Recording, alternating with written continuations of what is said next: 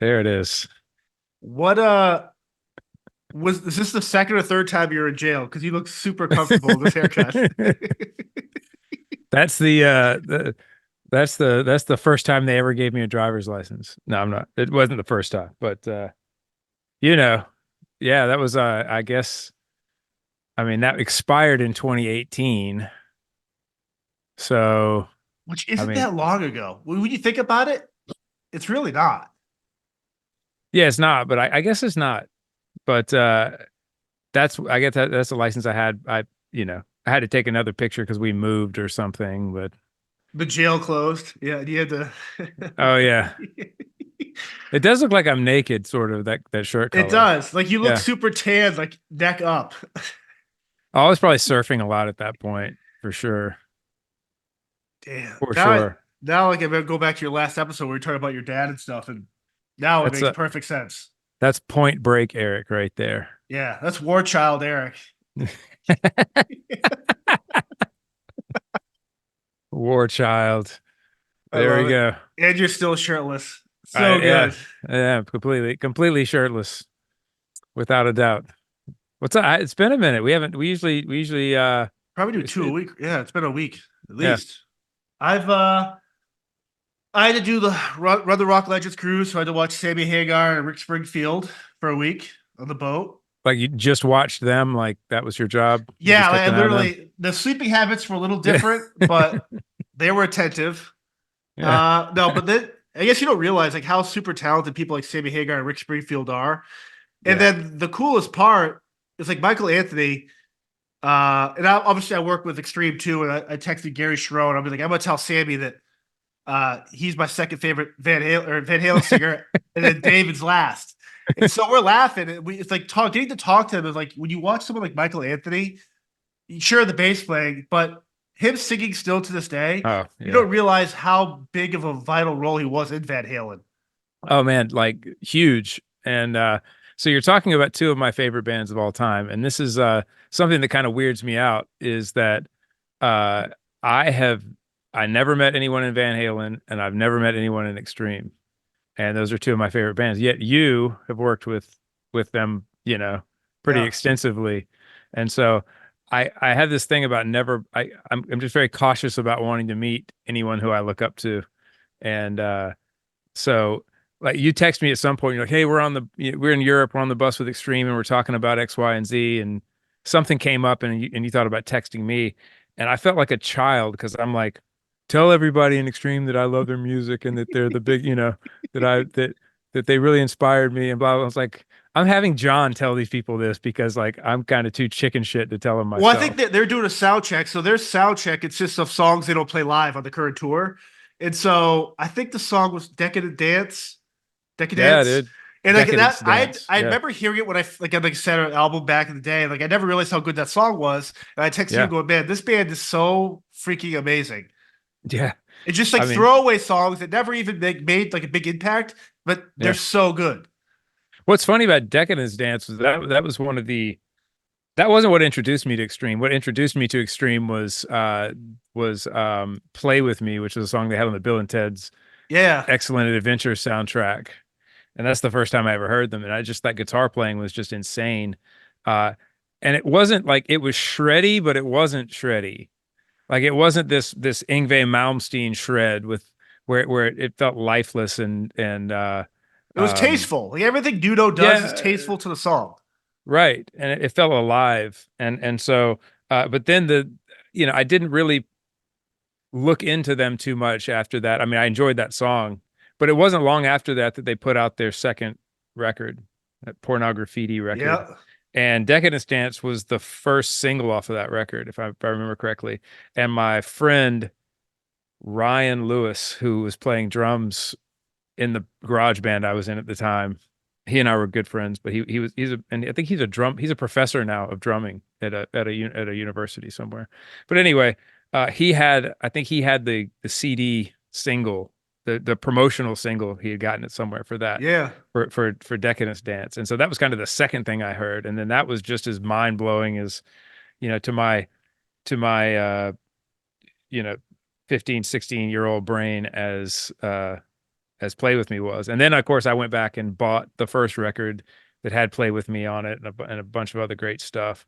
Um, but yeah, man, like I would say that, if I think about, if my brain goes to guitar players that had a huge influence on me early on, Eddie Van Halen's always the one that I go to first for some reason, even though as far as playing goes, he didn't really have that big of an impact on me. I think Nuno had more of an impact on my guitar playing Yep. than Eddie did. And it was actually, man, it was his rhythm playing more than the lead playing that I enjoyed. Just the palm muty Yeah. kind of percussive uh stuff that he would do that really appealed to me. And to this day I mean, I'm not saying that when I play guitar I sound like Nuno, because I will never ever in a billion years be able to do any of the things he does, but it's in my DNA probably more than like an Eddie Van Halen or someone like that. So I didn't um realize with them, like, cause More Than Words obviously is everyone kind of that band, that song with that band, right? But that was like the third or fourth single off that album. And like yep. talking to those guys about that one night, Dudo was like, the record label was just like, it's not really, we don't think it's gonna do anything. And they were super persistent. They were Why does persistent, this sound so familiar? right? And they're like, let's just do it. Let's strip it down. Let's make it super simple. And it went on to sell millions of records. But like, it's just so funny, like, especially with going with you guys and Shinedown, where it's like the perception of what a record label or management thinks a song's going to be versus what the band feels. Yep. Like, it's got to be such a tough mental strain, especially when you think you have the song that should be the single or whatever. So it's nobody's fault at the end of the day. I mean, it's easy to throw stones at record labels because, you know, you hear the stories you do hear most often are stories like this. Well, no one believed in it, or this was the B-side off of a single that, no one thought would work, and then it ends up being the single. And um, oftentimes those stories make the record labels and sometimes the band look like idiots because you just didn't see it coming. Uh, but you hear those stories because they're cool stories, but you don't hear about the thousands of other times that the label was right about a single and it worked and all of that. But the frustrating thing in those situations is when the band believes in something, and nobody else does, right? Can you hear me? Did I Yeah, I go hear you. away? No, I hear Okay. you. My headphones went away. I apologize. That's what it was. But yeah, you don't hear about the sorry, what's frustrating is when the band believes in something and no one else does. And you can have people at the label who they don't believe in it to such an extent that they will completely write it off, and sometimes uh will railroad it or something, because they don't. And I think sometimes for them it becomes a thing of not wanting to be wrong, and so as a band you have to have this overwhelming belief in the music and in the song if you think that it's supposed to be something. When you arrive at a place where Shinedown is now, you're thinking about Extreme. That was their second record, Yeah, so you don't have a lot of weight that you can push around correct. unless you've been just this overnight success, which they hadn't been at that point. I mean, people knew who they were, especially people in the scene knew who they were because they were a juggernaut. But uh, the public, Yeah, maybe wasn't commercially. as Yeah. right, wasn't as aware. So they didn't have the weight to push around. So good on them for getting that, for making that happen. But we're at a point now where we can sort of, and I say we, it's Brent more than we. Brent is very, very good at the business side of things, where myself and Barry especially are not. Zach is second in line at being good at business stuff, I guess. But Brent just, we have this undying belief in a song. He knows how to politically maneuver around those things and, uh, find a way to make things happen. And what we're seeing right now with A Symptom of Being Human Oh, is juggernaut. a result of that, though, because you talk about having the door slammed in your face, even on our seventh record, having the door slammed in our face over a single because it doesn't sound right for the format, or it's not right for this, or we've already tried it at that. And it doesn't have enough streams to be, that's another thing that the labels like to go to now as well. Or show me what are the streams doing? Um, and what they forget in that is that songs aren't, sometimes they need a nudge. They're not just organically going to start doing this thing on their own. It's sometimes they need a push. And so it's very difficult to do what Extreme did is my point, and to have and to take a song deep into the singles on, especially when you get to that point too, where you're deep into the singles on a record. Yeah. Um, because the way that a lot of business people view an album cycle is, well, you get to the fourth single nowadays is kind of unheard of. Um, you get to that point and they're like, it's sort of the send off. It's like, yeah, it wasn't our first choice of single, so we don't think it's going to do very well, but we'll put it out there to say we did it, and that can hold us over to when so we can write and record some new music. Um, uh, and sometimes those holdover songs are the ones that really hit. Right. The example being More Than Words. For us, I think the holdover song that no one saw coming was Diamond Eyes off. It was not originally on the Sound of Madness, but is on the re-release of the Sound of Madness. And that was just going to be, I don't know, it's 5.5 minutes long. It's this and this and this, and no one's going to play it. And come to find out, it was one of the, what they call in the record business, it was the slowest burn of any single we've had ever at rock radio, meaning it wouldn't go away. People kept wanting to hear it, and they actually had to remove it from, program directors had to start just removing it from rotation because people weren't getting tired of it. And again, that's one that, I mean, that's the first song I ever produced and engineered and wrote with Shinedown, was that song. And I know Zach has talked about that, like the whole thing with that being Stallone and like doing all that stuff with him. Like I just love that story, like how his daughters were a fan of you guys or aware of you guys and suggested. Yeah, man. This is So awesome. I don't think about these things very much. It's crazy you bring that up. I haven't thought about that in forever. Yeah. So the way that Diamond Eyes happened was that Sylvester Stallone. This is also an interesting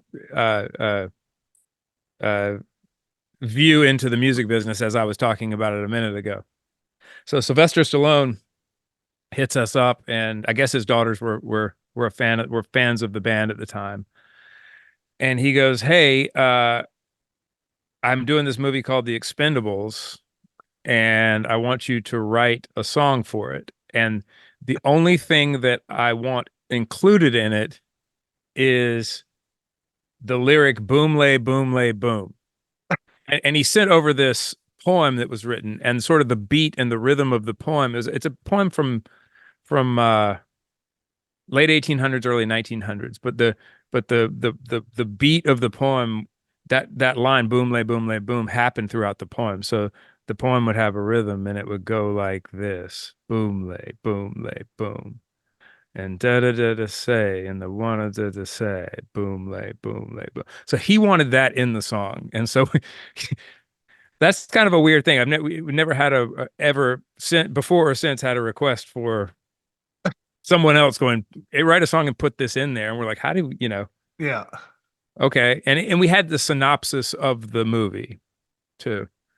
So I just started making, I think Zach came up with the guitar lick, the boom wow do do do wow boom wow. He came up with that at a sound check somewhere. And so I took that, went into my laboratory, like my on tour laptop studio, and sort of put together this track. And then Brent and I sat down, and we started throwing melodies around and and ideas around for it, lyrical ideas. And so we're on tour. So I had the demo music put together. And I think we actually ended up going into the studio with Johnny K, who is a producer who's produced a lot of Disturbed Yeah. and Seven Dust and really great producer. We went to his studio and he tracked the vocals in Chicago because like I said, we were on the road. Um, and oh man, I remember being super hungover that morning. We had to track, and Brent was hungover that morning too. It was like it was rough. It was a rough session. Uh, but he did a great job of tracking that stuff. And then we basically, when we got off of that tour, then we convened at my studio in Charleston, did the drums. Like after the vocals and everything already laid down on the demo thing, we kind of we went back and laid down Barry's drums, Zach's guitars, the actual bass that's on the record, did the actual recording of the song, and then sent it off to Chris Lord Alge to mix, and he did a great job on it. Uh, so fast forward to the end of the record cycle for Sound of Madness, and um, oh, here's the other thing. Here's the interesting thing too. Is so we we we send the song over to Stallone. So this is I got to finish that part of the story, and he's like, I love this. He actually like, and I don't think about this very often, but this is probably one of the best compliments That's so cool. that we've ever gotten or that I've ever gotten, and I don't ever think about it. But now that I'm telling the story, it's he goes, this is the most perfect. You're talking about guys made a lot of movies at this point. Prolific writer. Yeah, he said this is the most perfect song for a movie that I have heard since Eye of the Tiger. And I was like, that's like Damn. that's pretty fucking cool, you know? Um, so he invites us to, we were in Los Angeles doing something else, and he invites us to his studio, his office in his studio he's like, I want to show you the movie. And so we go up to his place and he invites us in. He's super, super nice, man. Like just exactly who you think he's going to be. Yeah. He's, now, is he putting it on a little bit? I don't know. But I mean, it wasn't an actor or anything. That's not what I'm saying. But you kind of have an idea what people are going to be like sometimes, and then they're not like that. So it's refreshing when they are exactly who you think they're going to be. But anyway, he takes us into this room, and one of the biggest takeaways. Well, we sit down and he puts the movie on, and there's no CGI in it yet, right? It's all still practical, but you can see the green screen and blue screen stuff up where the CGI is going to be in these scenes. And he's wanted to show us where our song's going to be in the movie, and dude, Sylvester Stallone turned into every other excited excited, self-conscious creator I've ever seen in that moment. Interesting. This is Sylvester Stallone. This is mega movie star, movie maker, actor, legend. Yeah. Sits up on the edge of the couch. We're all back, kind of sitting back. He's sitting up on the edge of the couch, and he's like, okay, look, right here, there's going to be all this flame and CGI and stuff. So don't, I know it's like this, but it'll be this way when it's done. And he sounds like me apologizing for everything that I apologize for when people are like listening to or watching something that's not finished or something, you're wanting to fill in the blanks for him. And he's just like, he's so into it and he's so excited about it. And it was the scene sort of at the end, I guess, where Eric Roberts is, it's where he gets shot. It's like the big finale battle scene, and he's playing and Diamond Eyes is playing over this thing. And I'm like, wow, this is amazing, man. And he shows us that. And I'll never forget how childlike he was about what he had made and how excited he was about it. And it's like, that's a great lesson, that here's this guy, he could be, sort of, over it, like, oh yeah, I've done this 1,000 times. This is just what it is. And he wasn't cynical about it. He was excited and into it. And like I say, like that apologetic thing that we do as creators sometime when something's not finished, and it's like, oh, I promise this will be much better when it's done and it's finished. And so that was really refreshing because it kind of made me feel not so weird because I'm like that. So anyway, then he takes us into his office and he's got all this memorabilia in his office from all the movies. He's got the boxing gloves from Rocky. Oh yeah. He's got Rambo? he's got the gun from Rambo, the saw gun, from Rambo, the big, yeah. Uh, he's got the mailbox from Rambo Oh, 3, the yeah. John Rambo mailbox. Um, but the thing was that I freaked out over more than anything is he had the claymation characters from the Brisk Iced Tea commercial that he had made. Remember he and Mick, and like Yeah. it's Mick and Rock, yeah, and it's those two claymation characters, and they're about this tall, and they're sitting up on this shelf, and like that's what I was more enamored about than anything was that. And somewhere there's a picture of us with him that we took in the office with him that day. I don't know where that picture is because I don't remember who took it, but someone on our team took it. Maybe Geither or somebody Yeah. took it. Um, so unfortunately, what happened with that is he wanted Diamond Eyes to be a single, right? He was like Right. out to push the movie. I want this to be a single. Well, at the time, Crow and the Butterfly was the single that was out. So thinking about how one-dimensionally sometimes business people think, they don't think like creatives so much. It's like as a creative, I'm like, well, why can't you just push out two Correct. singles? Like who cares? Like who cares if it's one or the other? And they were like, no, no, no, can't be a single. Diamond Eyes will not be a single. It's too long. Ugh. It's not going to work as a single. So they had this big kind of the label had a falling out with Stallone about over this, not us. And unfortunately, because of that, the Stallone didn't put the song in the movie because uh because there couldn't be an agreement reached between the label and Stallone. So I think they used like the boys are back in town or something. Like they Yes. they used Thin Lizzy or something Yep. instead. Um, How but stupid, man. but it's in his director's cut. He's got our song in And the there, music right? video too is spliced with the Yeah, action for the movie. Yeah. right, yeah. But so the label's like, no, no, no, Crow and the Butterfly's the single, and so therefore we can't, it won't be a single, and blah blah blah. And that was just so disappointing. Well, then somehow the song got legs organically, and I forget how that happened.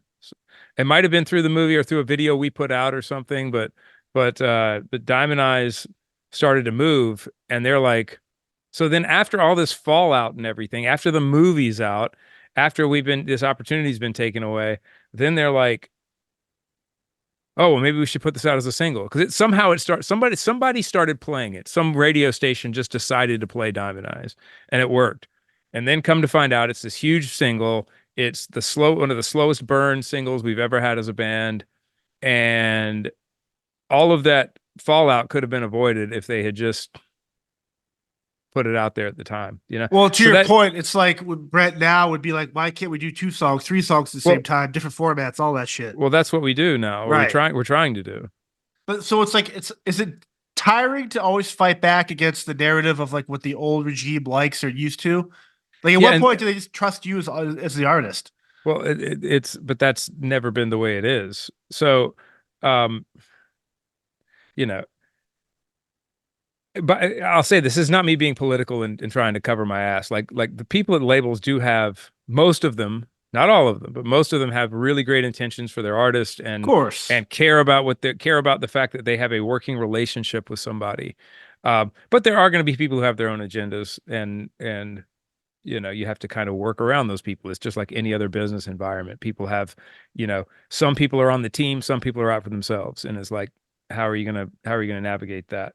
Um, but I'm sorry, what was the question you asked so I can answer the properly? You asked about In terms of like, does it get tiring when oh you always have to push back against the old yeah ideas? yeah. So it's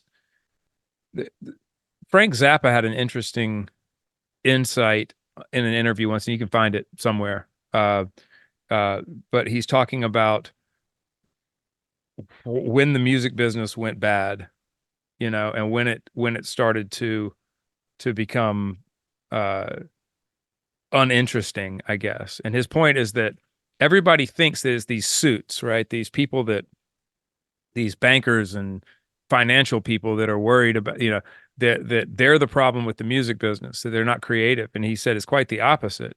He's like, when the industry was run by business people initially. When the music business first started, it was, you know, uh, they were business people. They weren't creatives running the business. And so what did they do? They would sign anything to see what stuck. And so what you would, because they didn't know what worked, right? They Right. were trying to find out what the people wanted. And so they'd sign all this interesting stuff like Pink Floyd or Zappa, you know, or whatever, just to see what sticks, or the Beatles. You never know what's going to work or what's not going to work. And I'm sure the floor is littered with thousands that didn't work. But what you end up with is you're giving the people interesting choices, right? And that's what happened with business people running it. Well, then the next generation that came up after the business people were these the failed musicians or failed producers or people that just couldn't quite cut it, but they want to be in the music business, or they're fans of music and they want to work in the music business, which sounds great. But what you end up with is you end up with people who think they know what everyone wants to hear. Right. So then, rather than giving some obscure stuff a chance or trying something different, you end up with someone going, no, no, no, I know what the people want. I know what they want to hear. I was a musician once. I've got an ear. I know what people want to hear. And there are people like that who can't. Really great A&R people can have ears like that. They can hear things. But what you end up losing is you lose the creativity, and the business side goes away. And I thought that was an interesting take that Zappa had about that, because I had never thought about it that way. Uh, and so everything becomes kind of homogenized, and not only the music becomes homogenized, but the processes become homogenized, and no one can think outside of the box at all. And so, yes, it is frustrating when you have a knowing about something, or you have a feeling that something you feel very strongly about with your music, and you just want to shake people around by the shoulders and go, get out of our way, get Yeah. out of your own way. Um, because, we think we know what's going to work. And as we've seen it reacting with fans, that's the other thing too, is um, we have a pulse that we have our finger on that no one else in our business does. We see the reaction. We hear people talk about things. Um, we have Back to the Sound of Madness, a song like uh, uh, um, "Call Me" was never a single, but if you look at the stats on that, it's one of the highest streaming songs that we've got, and highest Yeah. downloaded songs we've gotten. Off of iTunes. Like at the time when people were buying on iTunes, that song should have been a single, and it wasn't. Um, so. Yeah, man. People get ingrained and it's, I think it's like this in anything though. People get ingrained in doing things a certain way, and they unlearn, can't unlearn how to do something. And so, this thing with formats, at radio, there are different formats now. And it's been like this for a while. There's top 40, there's hot AC, there's, AC, adult contemporary, yeah, yeah, there's modern rock, active rock, me, uh, uh, um, media based rock. What's that? yeah, yeah.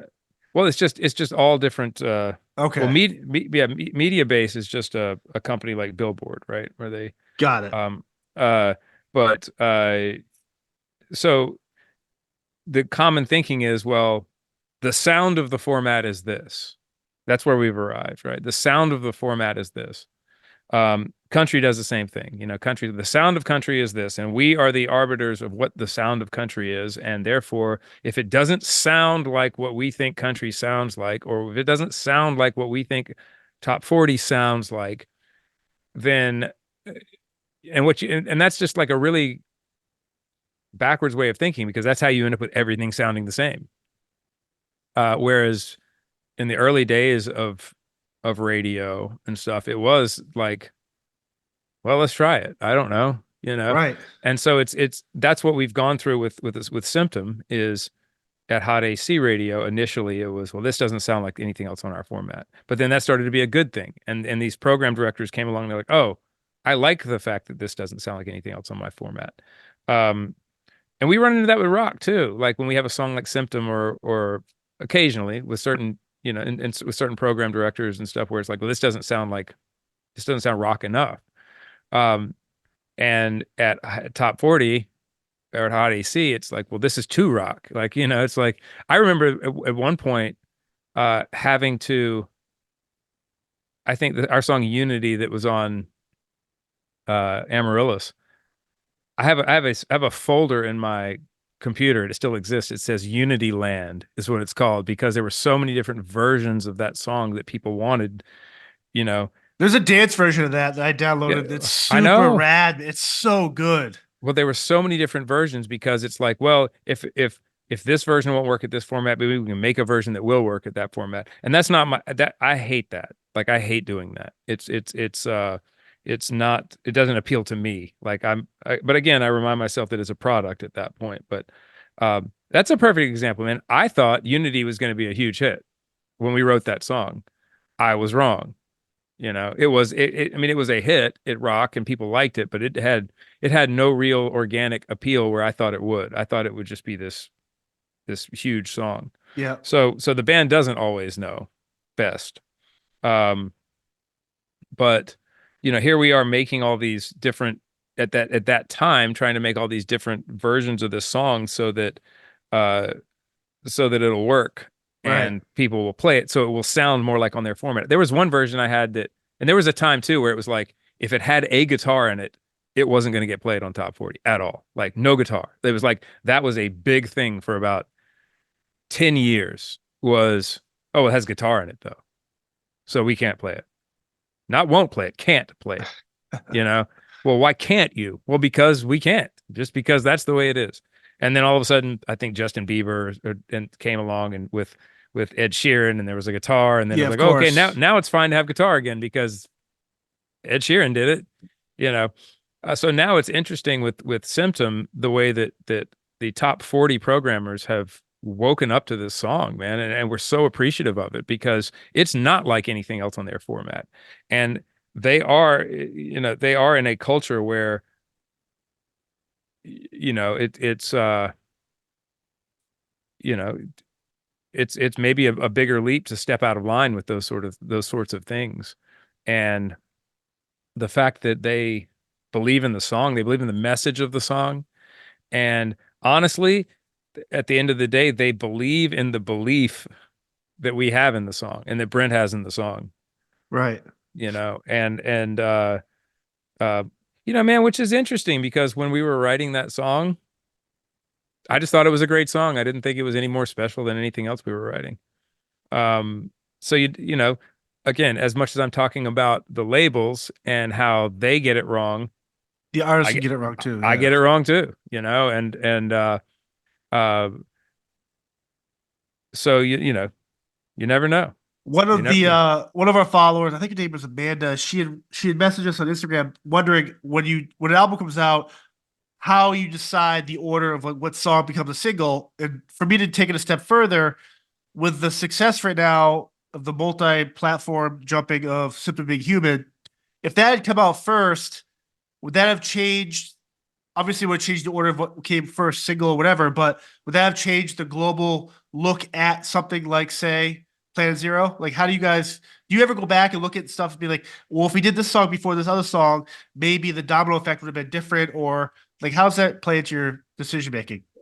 I mean, so when you're making the soup and you step back and you look at like, well, I guess that's not a good analogy. Every song is a soup, right? The And ingredients to make the big soup, the album. right, Yeah. when you each one of these songs is a bowl of soup, and you're going to put these bowls of soup out for people to eat, right? As you sit back and you look at your bowls of soup and you taste them, you kind of have a sense of what is going to be the first single and then the second single. Got it. Uh, we also have a sense of the songs that have to make it too. There are a couple songs that you're like, well, this one's not going to not make it. And the interesting thing is, Symptom was not. The Symptom is the fourth single. You know, um, and so, but that one always had a circle around it. Like this is going to be the first single. or sorry, this is going to be a single, not the first single. So you kind of get a sense as you're working on things, like even as you write them, you're like, oh, this is a single for sure. I think that for us, first single came down to, well, is it Planet Zero or is it Dead Don't Die? Uh, Dead Don't Die was the obvious choice Of for course. single because it's like, again, that's one of those ones that I can listen to and go, oh, the fans are going to like this song. Yep. But Planet Zero was, no, this is what this record's about. And it's different. It's a little different than, and the riff is really great and the melodies are great. And I love what's being said in it. Uh, and so, that was sort of more of an artistic decision than a business decision was let's go with Planet Zero first. Um, Knowing that it probably wasn't going to be as big a song or have as slow a burn as Dead Don't Die is going to have. But Right. to introduce the record to the world, I think that's a good choice. So that's what went into that. And then, I remember the day we wrote Daylight, it was like, oh, this is going to be a huge song. No, I would have told you that Daylight was going to be way bigger than Symptom of Being Human. Uh, it just had that vibe to it. I felt like it was going to be bigger. I was wrong, but that was the second single, and it did well. Uh, it did well at rock, and that's kind of where it lived. I thought it would cross over into more alternative and then Odd AC, and it would have more of a life in those places, but it didn't. Uh, and then it was like, okay, well, it's definitely time for Dead don't die. Dead Don't Die. But I think if I remember correctly, maybe we released Dead Don't Die and Symptom at the same time. I think we did, and Symptom went to Hot AC, Yes. and Dead Don't Die went to Rock Radio simultaneously. And then, interestingly enough, once I think we got up. I think we got up in the top 20 on Hot AC maybe. And then it started to kind of go Yeah, back of the other course. direction. So then we brought then by that time Dead Don't Die had its run at rock, so we brought Symptom over to rock, and it just did great at rock and at alternative as well. Um and I think it's still running at alternative right now, if I remember correctly. Uh, a lot of this stuff it's complicated, man. It's a complicated Yeah. dance that you do.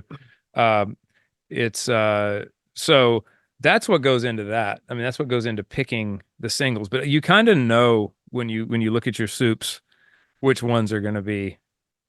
Maybe you don't know which ones are going to be on the record necessarily. Like we recorded 24 songs for Planet Zero, and 13 of them are on the record, and then the rest of them are just floating out in What the ether somewhere. using that But analogy, what is the biggest song that the fans loved and did great at radio that you tasted the bowl of soup and you thought garbage? Is there a song like that for you that's like everyone else loved and you were kind of like, there's no way this has legs? I'm talking like a big hit though. Like you guys would play in your playlists, set lists. um, let me think about the set list for a second. That's a great question. I've never thought about that. Uh, hmm, I don't know. I'd have to look at a list, Right. honestly, Right, because right. because it's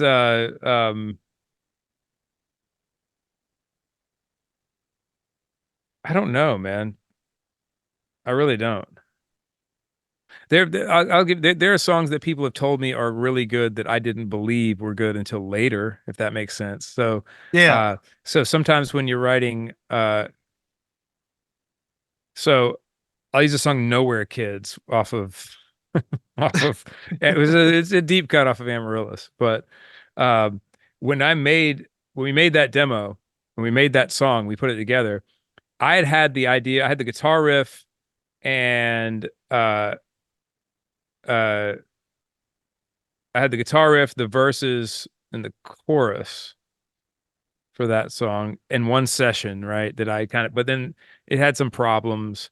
And so Brent and I went up to write with Dave Bassett because we write with Dave as well. And, normally there's no right or wrong way that we do it. Like sometimes we'll start at Dave's and then we'll write on our own and then that'll be that. Sometimes we'll start at Dave's, write on our own, go back to Dave's, go back and write on our own. Right. Sometimes we write everything that we can possibly write on our own, and then we go up to Dave's. But Dave is going to be involved in at some point in the writing process on a Shinedown record. He's our fifth Beatle person. Uh, but so I think Brent and I had kind of exhausted ourselves on ideas. I mean, we had written "I'll Follow You" and "Unity" and uh, "Enemies" and some other stuff. But anyway, uh, we went up there and I had this Nowhere Kids thing, and so we finished it at Dave's. But like there was this other, like the pre-chorus section of the song was from a different session. So when you listen to the song all the way through, the audio would change as it went. But it's just a demo. You're just putting together this thing. But I could never unhear it that way. Even when it was finished on the record, I still heard it as this parts and pieces thing. Like this piece is put in here, and this piece is here, and this piece is here. And I could never, ever, ever hear that song uh, as so when people would say they liked it and they loved that, because that was kind of a deep cut that a lot of fans liked, was that song. Yep. And we played it live a bit, but I could never hear it for its as its true self because of I could never unhear the demo of it being broken up into these parts and pieces. Yep. And it always felt like a pieced together, piecemeal song. And then we did that. We did the Planet Zero release at Daddy Cool Records Hell yeah. down in Florida, and we're getting ready to leave. Everybody's gone. We finished the signing. We're just walking around the record store trying to see if there's any vinyl we want to buy. And that song came on over the speaker in there in the record store, and I don't think I recognized it at first, like or something. And I was like, oh, this is Nowhere Kid, and it was the first time I ever heard it as it is. Yeah. Like that no, it's the first time that I was disconnected enough from it that I could hear it as the way other people hear it. And I remember turning to Brent and I'm like, this is a really good song, man. Like I don't think I ever really realized how cool this song is and how great it sounds and like how energetic it is. And so in that way, that was kind of a surprising thing for me. Um, I don't know if we've ever had a song where especially a song that was going to be a single that I was like, oh, this is a terrible song, and I don't think anybody's going to like it. Right. I've had trepidation about songs, because, and it was short lived too. I mean, like, you realize in Shinedown that our fans are very accepting of our eccentricities, you know, Yes. and when wanting to kind of do some different things. I think State of My Head was one of those songs that I'm like, I don't know, man, this seems very, uh, like it's trying to pander to a different audience rather than just something that seems organic and whatever. But I didn't dislike it or anything. And I was wrong about it too. You guys always talk about pancakes and songs. And like I love the song Pyro off Attention Attention. Yeah. And like I remember when you guys first started to play that, and I was like, oh fuck, this song is so good live. Black Soul too. And then I was just kind of like, you guys would come out the dressing room after, be like, pancakes. The crowd didn't Yep. react, and you would do this through different areas where I'm like, okay, this crowd will get it. And I was kind of like pissed at the crowd because I'm like, guys, this is such a great song, but it's so weird. Yeah, so I'll tell you why that. So to tell what pancakes is, and if anyone doesn't know what we mean by pancakes, is this is a term that Zach coined. Is everybody loves pancakes. Everybody's excited about eating pancakes until you're halfway through eating the pancakes, and then you're not excited about the pancakes anymore, and it's too sugary and it sucks, and you got to kind of get to the end of it. The excitement wanes. So when we say a song is pancakes, it's like it's an exciting song and it's an exciting idea, but then at some point the crowd gets halfway through the song, they're just kind of staring at us, waiting on us to finish it. So Pyro was one of those songs that ended up being pancakes. Devour is pancakes. I mean, even to be a single, like people are excited to hear the beginning and then Devour, and then by the time you get halfway through Devour, people are like, okay, what's after Devour? Yeah. And Brilliant is one of those. Brilliant off of Attention for me is like I could not wait to play that song live because I wrote that song because of live shows. Like that song was supposed to be a live thing. Like that song, the bones of that were that tour we did with Iron Maiden, and listening to the crowds chant the guitar solos and sing the guitar solos along. And I was like, man, I want something anthemic like that we can play it, So, and then you play it live and people are like, okay, uh, this is great, but can we get to play Simple Man? You know, uh, and so Pyro. Uh, I'll tell you why Pyro is for us is Pancakes is because on the record that song has energy and it seems fast and it's flowing and it's like it's moving. When you play that song live, for some reason, you want to play it 10 BPM faster than what it is. Gotcha.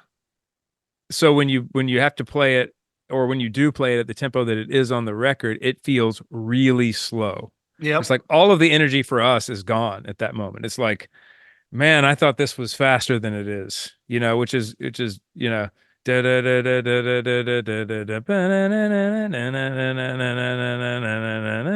the tempo. But you think about you're in a show, you want to Yep. go, it's like, and we could do a punk rock version of it, and maybe we'll do it an acoustic show one day, and we'll play it twice as fast or something. Yeah. But um, so that's why a song like that doesn't work live. There are certain songs that just work live, and then there's certain songs that don't. And you'll find one or two of those songs that really work live, um, uh, on a tour or when a new record comes out, and then you'll have songs that you think are going to work really, really well that never ever do. What's the you guys first tour I did with you guys before attention Human Radio wasn't a Yeah, single, wasn't but you called it like a pro gratis grat track or was yeah. now what does that mean? So that's when so the new way of rolling out a record, newer way of rolling out a record. It's not new anymore, but it's new to me because I'm old. It used to be that you just put your first single out there, and then Right. that would be all anybody would hear from the record until the record dropped, which is how I prefer to release a record Yeah, of course. because I like the experience of listening to something for the first time and discovering it. But now what you do is you release the single, and then a couple of weeks later, 2 or 3 weeks later, you release a Grat track. And that's a track that's not going to be a single, but Oh, is great. some is something else for people to hear on the Yeah. record. And then maybe a couple of weeks after that, you release a third Grat track before the record Gotcha. comes out. It's to keep people interested in it because Yeah, I got you. I mean, look, people's attention spans are not what they used to be because of social media. So you don't want to take, you want to keep throwing shiny balls out there for everybody to look at and get enamored by, so that they stay engaged with the fact that you have a record coming out. Um, so that's what that is. I'm still not a fan of that. I'm a, you know, I'm the guy in the band that's a purist and I love the art of the thing, Yeah, for and sure. I wish that it weren't a product, and I wish that we weren't selling it like like a Auctioning off like parts like of it like like like a sham wow or something. It's yeah. like, you know that's how it feels sometimes. You got the sham wow guy out there, and he's selling your songs, like Yep. like but Black yeah, Seal. Yeah. yeah, right, yeah. So You when you had mentioned to go back to Stallone, like the 18th century poem for using those lyrics of that boom lay boom lay boom. yeah. How often when you guys are writing, whether you, Brad, Zach, Barry, Dave, are you pulling from current events, like what's going on right now, or past like life experiences, or like how often do you go into like an 18th century poem or a Never, famous movie? Okay, never. Like, I look, people find people find inspiration where they find it. Yeah. Shinedown, sometimes, man, like, honestly, like, I talk about this an awful lot on this podcast, but being a conduit, like, I don't feel like, I feel like the songs are coming from somewhere else and the ideas are coming from somewhere else, and they're just sort of passing through you, and you're able to, in some sort of weird alchemy, form them into something that didn't exist before. That right. subject matter is coming to you from somewhere else.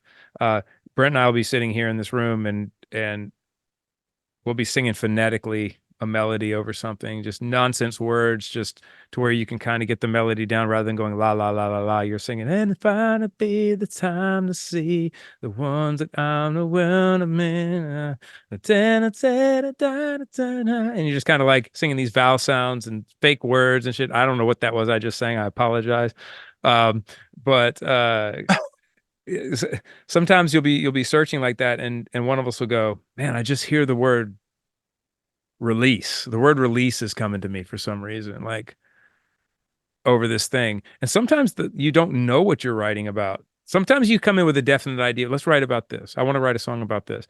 But a lot of times it's just you just kind of let the song become what it's going to be. And then you sort of realize as you're writing it, oh, this is about this, you know? But in order for that to happen for us, because I think maybe because it happens that way, it's it's shared experience. It's something we've experienced together or something we know. We're not going to go into a poem somewhere and just write a song Gotcha. about a poem. Conversely, though, I just was texting last night with Spencer from Ice Nine Kills, Hell yeah. and they write everything around Yeah, horror films, horror. I love you know, that band, man. and for every song they pick a horror movie and write a song about that movie and about or a story or horror, you know, whatever, because that's what makes them tick and that's what their inspiration is. Um, so I always find that interesting how like you know you could I think you know not everyone is pulling from the same well, you know, and um it, you know maybe this is a little obscure, but um uh you know people are talking about now like songs AI is writing songs now, you know, it's like you can go on AI and say write me a song about this in the style of this, you know, a write me a song about Britney Spears's psychological decline in the style of Shinedown, you know, and AI is going to spit out a song in the style of Shinedown that is talking about Britney Spears' psychological decline, right? Yeah. Well, listening to And Shinedown. well, and the thing is people like, and so this is happening in the pop world. It's happening every day right now. If you can believe it, if you know, and people there are people in songwriting sessions right now somewhere that are on an AI and making songs using what AI is spitting out at them. The problem with this is AI relies on the input that it gets from humans to pull, especially the language model AI, which is basically what we're dealing with right now, right? Yep. It relies on input from us so that it can create these things. And uh, if uh, if you take us out of the loop, meaning, oh, we're just all going to create with AI now, then AI is looping itself. You know, the next song that comes out that it's going to hear, that it's going to pull from, is going to be something it created. And eventually, you know, how, you know, I know it's artificial intelligence, but how able is AI going to be able to actually pull some concept no one ever Yeah. thought about out of the ether? I don't think it's possible. I think we're going to have to continue to put into that.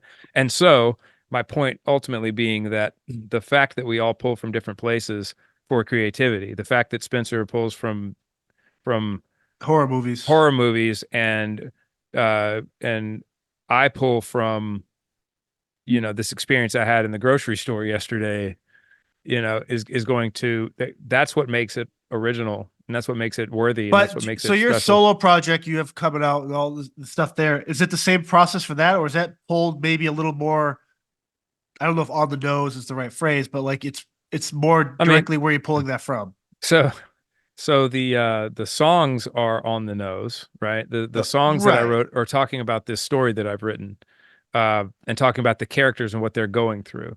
But ultimately, those characters are me. They're about, I mean, that was the big revelation about my record that, and this is probably the first time I've talked about this, but um, I wrote these songs about scenes and snapshots from this story, right? It's not actually telling the story, but I'm pulling like Yeah. events and scenes that I see happening and things that I could really get emotional about and tell and talk about. Um, but the thing is that I know those characters so intimately that it doesn't feel like I'm writing about it's not the same as me writing about someone else's story. Um, each one of these characters is a piece of me. And it all represents my brain. It's all uh, you know, there's one character that is my depression. There's one character that is the dark voice in my head. There's a character in there that is the scared kid that I was. There's a character in there that is the more mature me who is running away from things that I shouldn't be running away from. Um, and so they all represent. It was easier for me to write through these characters and really tell something it's the most autobiographical thing I've ever written. And I don't talk about myself at all in any of them. I'm Right. talking about these characters, but in doing so, I've written the most autobiographical thing I've ever written. So, um, look, I could, if I mean, look, it would be possible to write something about someone else's life and someone else's story if I can apply it to me. I have to be able to feel it. I have to be able to feel what that person is feeling. I have to be able to put myself in their shoes in a real way, like literally close my eyes and think about what it's like to be that person. Um, uh, Even in an observational way, like if I'm writing a song about maybe I see someone having an emotional moment in a coffee shop or something, and I'm just hypothesizing here, but you know, I think that I would be more inclined to write trying to wonder what that person's going through. So putting myself in their shoes and wondering why they're having this emotional moment and write a song about that than about seeing the person there, you know? Um, does that make any sense? Yeah. So, I know you and I both love the artist Red. yeah. Like his very approach mental health, depression, very open, like you guys are. But like I got thinking last night, and I know I sent you a link where he covered some police song. But Hmm. when you look at his history or any artist like that, I gravitate towards those artists that have that dark history, whether it's open about mental health, addiction. I couldn't think of an artist I love that doesn't have that type of background. So for my question for you is how does like, when it comes to like the mental health, addiction, all this other stuff that people would consider not good, how do you think that's conducive to a super creative mind, or is there an art like I can't think of an artist out there right now? It's either mainstream or old school where I'm kind of like, there's no addiction problems, healthy family, no whatever, no mental health that we know of. Like I just resonate. I just look towards those artists and have like a painful background that's like it makes me feel human and what they're saying isn't wasted words just for radio play. Like it's such a weird. I don't know how to describe it. I don't know if that makes sense to you, but when I look Yeah. at Red, it's powerful. Yeah. And so I will make a distinction here. I'm not judging whether something is good or not with what Right. I'm about to talk about, because there are plenty of artists and songwriters who don't have to do that stuff and don't have to go to those places, and they write a song a day, two songs a day, and they just pick up the ones that seem catchy and throw them out there, and the public likes those things. So I'm not saying that they don't have, I'm not judging their worth, but Randy Newman has a great quote that I love, and he says, "Songwriting is easy. The hardest thing about songwriting is cleaning up all the blood." I believe that's the quote. Uh, it uh, or something like that. Songwriting is easy, but you just have to clean up all the blood. The only downside is cleaning up all the blood. I think that's maybe it. But that seems very over the top thing to Yeah. say. But funny enough, man, I'm working on this film right now, and I just wrote something this morning sort of like about this, about why do we have to light ourselves on fire? You know? Um I don't identify with the songwriter or the artist or the person who just creates eight things a day, and then it creates eight things the next day, and then creates eight things the day after that, and eight things the day after that. And then out of those, 16, you know, however many things that you 32 things you end up with, you pick one that's worthy. And the rest of them just die a death, and it doesn't matter because Right. I found the thing that's worth something. Um, I have to care about what I'm working on, and I care about each individual one that I work on, and I tie myself in knots and light myself on fire and bleed for this thing until it's finished. And I might only do one thing a week, or I might only do one thing a month, or whatever, but I really care about it. And it's about that emotional journey. And I think that when you have mental health problems or you have addiction issues, you feel so deeply about what you're doing because you're writing something that's so personal, or you're painting something that's so personal, or you're filming something that's so personal. Um, that you know, and that's the I've talked to a couple of people about this. I've talked to my friend Rob about this, Rob Pryor, who we talked about last week, Yep. who's the artist. I've talked to Jacoby about this from Papa Roach, about, because I feel like I'm always on this. I think I'm always on this quest to get better, to get healthier, to try to figure out what's wrong with my brain and why I can be okay for a minute and then sink into darkness and really bad places uh with a drop of a hat, and then I'll live there for a month or something, or a week, or a day. But then, Yeah. you know, but I know for a fact that I have to go to that place to create, and it bothers me that I have to go to that place to create. That I have to light myself on fire to, and that's just my analogy for it. Light myself on fire to make something that feels real and that feels worthy, because I can't write a jingle, and I can't write. So I don't do well with assignment writing. Sometimes I get things from my publisher, my music publisher, like, hey, this TV show is looking for a theme song that sounds like this. And Yep. I know that I could sit down and now, not that it would be great, but I could sit down in a half a day and write a jingle for something, you know. And I've done it. I wrote a song one time with a couple other guys that ended up in a butter commercial in Canada, Um, it's possible, but it doesn't mean anything to me. Um, so I think that in order to create valuable, again, I'm not taking value away from someone else's thing. It's just my personal opinion. The things that I find valuable, the things that I'm drawn to, the pictures, the paintings that I love, the songs that I love, the uh they all seem to come from a place of pain and fire and blood and dis-ease. And as much as I hate the fact that for me that's what has to happen, like I have to go digging in the dirt. I have to get I have to let that thing wash over me, I think, in order to really feel like I've made something worthy. And it can get scary too. I mean, it's gotten scary where I go too far down the hole unintentionally. It's not like I do it on purpose, but I go into the hole to try to find the thing, and I end up so far down in the hole that I can't see the light anymore, and I don't even realize I've gotten that far down there.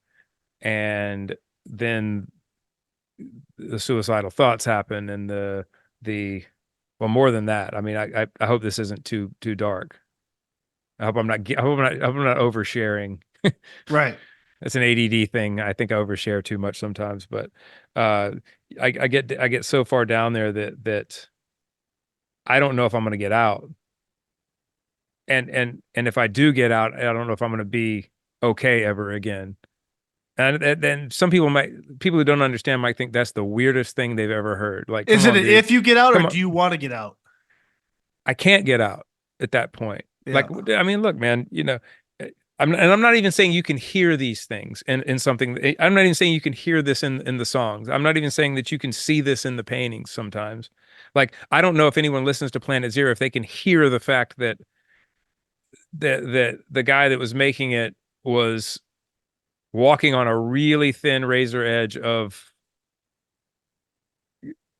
you know, I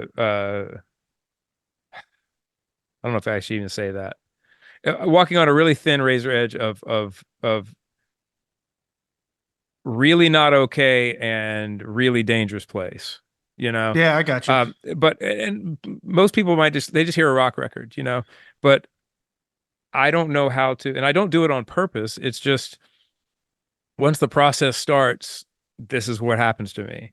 And it was interesting talking to Jacoby about that, and I don't think he would mind me sharing because Yeah, their current single "Leave a Light" is "Leave a Light On" awesome. is about mental health and stuff, But I was just asking him about that too because I said, what do you think?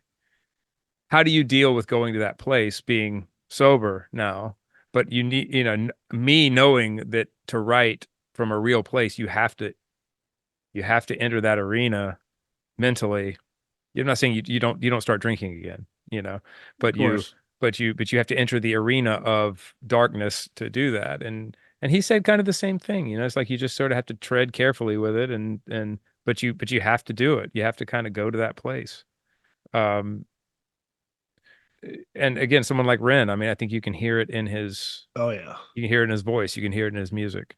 I hope that I don't emote as well as he does when I sing. I don't have a voice like that, but I hope that when my record comes out, people can hear that stuff's in there too. I mean, I'm going through it now with, you know, uh, writing the book part of it right now. That maybe that stuff comes through in the writing, and maybe on my record, my personal record, that because I was in that place when I made my record as well. Right. That that stuff's in there. I don't know. I mean, maybe the point is not to hear it, right? You don't want to. In some cases, you don't. I'm not trying to bring people into that into that state, Right. Um, so maybe it's maybe the best compliment is that you don't hear that stuff in there, and that yeah, you had to go to that place to make something that people can appreciate and love and like. Um, but they don't need to listen to your whining and your maladies uh, while they're listening to it. So maybe that's perfect if they don't hear the pain in those things. Um, so I don't know if that answered your question or not, but Yeah, for sure. I'm sorry. Something that I feel like I need to put these caveats in an awful lot, man, is that uh, I do find myself talking about mental health and a lot, especially the past couple of years when I decided to actually start talking about it. And maybe it does seem like I'm oversharing a lot of these things. Um, but it's just because it's a reality for me. And I feel like if it's a reality for someone else, maybe I can help them. Yeah, of That course. is, and, and I don't consider myself any sort of victim. Like I'm not, I'm really not. I am when I'm by myself, there are moments of woe is me and man, I wish this would just go away and would this voice please just shut up, and all of this. But when I'm out here doing this and talking publicly about it, I hope it doesn't come off like I'm whining about it, because I'm not whining about it. Um, I just uh, I just remember I remember the first time hearing someone talk about their neurodivergency, and I instantly stopped and just went, wait a second, like that's me. Like it's it the 8-year-old Eric all of a sudden heard someone describing his school problems and why he didn't do well and why he got picked on Right. and and so I just remember that moment of like, as cliche as it sounds, as of being heard, feeling like someone else was describing a shared experience for the first time. And so I feel like if I can talk about these things, maybe that'll happen with someone else and they can know that, like, when I talk about how I get so dark that I don't know if I'm going to come out of it or not, but I do, and I'm Right. here, that that gives them, some hope that and maybe that's the thing that helps them to know that they're not alone. And so um I- again, I'm not trying to be sad dad all the time and woe Yeah. is me and stuff, but I live this stuff all the time, and I have friends that live this stuff all the time. And you know, I guess back to bring it full circle, is as much as I wish that it weren't there, I'm glad it's there sometimes when I need to call on it to make art, you know, Right. and but knowing that I got to tread carefully with it and be careful with it. Not that I can control it. I don't have any sort of any sort of real control over it or anything, but yeah, just watch my thoughts when I get into those places. So Yeah. I had a now to change the subject wildly. change it wildly, please. The Let me everybody make Eric stop whining. no. So I was on a flight from the cruise to back to Boston, and I'm in first class, and I'm sitting out the. I always sit window just because I never go to the bathroom. I don't want to be bothered. Just don't even look Ever. at me. Like you've never gone to the bathroom. No, I've never Just actually never gone to the bathroom on airplanes. you At least defecate not. you defecate through your skin when you sweat. I shit in the seat and then just like kind of tuck it down there with my hand. No, so I And, shut the window and the and guy. then you turn to the person next to you and just put your just shh, Shh. just shit all over your finger. Just I put my finger in his Coke and stir it and say, "Shut your mouth." And so I shut the window because it's in the morning, like the sun's coming in, and yep. the guy next to me is like, my headphones are already in. My guy next to me keeps trying to like look out the window, and I'm like, "Do you want me to open the window for you?" Because I don't care. I'm not. It was just too bright. I was like, "Sure, I'd open it." So the whole takeoff, I'm thinking this person just needs to see the takeoff just to feel like some sense of whatever. Yep. And then 10 minutes in, they're kind of still doing it. I'm like, man, we're in the air. Like, what's going on? Does he see something on the wing like Twilight Zone? And then I hear him like through my speaker. He goes, I hear the word trail. And I'm like, okay. He says 10 minutes later, says it again. He keeps looking. I go, man, do you like, what are you trying to do? Like, what do you like? Is something wrong? He goes, the chemtrails. And I go, oh God, here we go. So I'm already excited because now I know there's a crazy guy next to me. Yeah. And sure enough, we start talking. He used to work for a pharmaceutical or a pesticide company. And I guess he is on I have his card. He's like some sort of organization that basically for the environment where it's like the chemtrail and chemicals and pesticides and stuff and soil and all this stuff. And he was kind of like talking to this guy about this stuff, and like it went from like for me like a conspiracy theory to like when Prince would talk about chemtrails, like all this stuff Yeah. to what exactly is a chemtrail, like. And so he kind of broke it down for me for like 2 hours. We talked about this stuff. It was the most interesting, and he didn't come off as like conspiracy theorist. Like there's a lot of facts behind it and like what they're doing and Hmm. all this stuff. And it's like obviously I was asking all the stupid questions of the conspiracy stuff I'm interested in.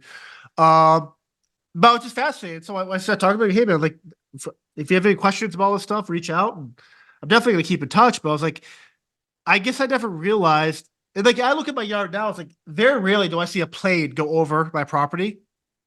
Sure, you'll see the airplanes from like Manchester, New Hampshire, doing their route stuff, but like you see some of these pictures, and he would say some of the stuff that like routes that don't even make sense, where it's not commercial, it's possibly not even military. Like, what exactly are they dumping? And he was talking to me about fuel dumping and stuff like that, and like what it should look like, and what certain trails, sizes, and shapes make if they're doing something like a normal, innocent, uh, normal airplane versus Yep. is there something malicious between spreading pesticides or chemicals and stuff like that. I was just like super fascinated by it. Yeah, so was he saying that were you seeing a plane that looked like it had chemtrails He coming out was of out it? there looking. I guess there was a plane like below us landing or something, and that's what he was kind of looking at. So I will say this about look,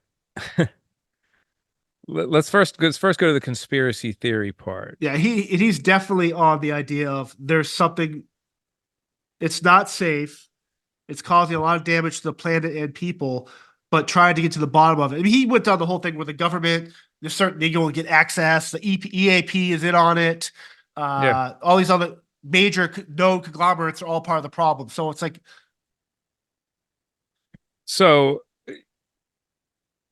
anytime that something seems plausible and people start talking about something that could be plausible, yeah, and in that, from that discussion, I'm saying people in mass start yeah, talking about something that could be plausible. And in something comes down from the government and they start shaming people for even thinking these things, whatever that is, there's a very good chance that it's probably just something they don't want you to talk about, Correct. and they don't want you to continue with. And they will label people conspiracy theorists Yeah. because you've shamed people enough, they'll shut up. They don't want to be viewed a certain way. Um, Now, there are legitimate conspiracy theories as well. Correct. But I also find that some of the points that people have in conspiracy theories are compelling. Like sometimes sometimes it seems as though something is completely ridiculous, but on its face, but you get into the details and the minutia of it, and those details and minutia start to make sense. I'm just more fascinated when the government comes out and they are just like, nope, not that your conspiracy theories. Nope, nope, that's not it. Right. Nope, that's not Right. what's happening at all. Uh, because you look at some of the bigger conspiracy theories, like 9/11 conspiracy theory, or or the moon landing, which we've touched on these things before briefly. Government doesn't say anything about that stuff, right? There's no they don't care if you talk about that stuff all day long. Uh, they're not trying to shut anybody down. They're not screaming from the rooftop that you're conspiracy No theorists. fact checks, They're community not they're notes. not Yeah. fact checking you or any of this stuff. What I find interesting is, well, what's the difference between that and chemtrails? Because you start talking about chemtrails, all of a sudden there's fact checking and it's a conspiracy theory and you're wrong. And, you know, but then you find out that something like cloud seeding, which was called a conspiracy theory Yep. for years and years and years, is actually something that they do. That not just our government does, lots of governments do.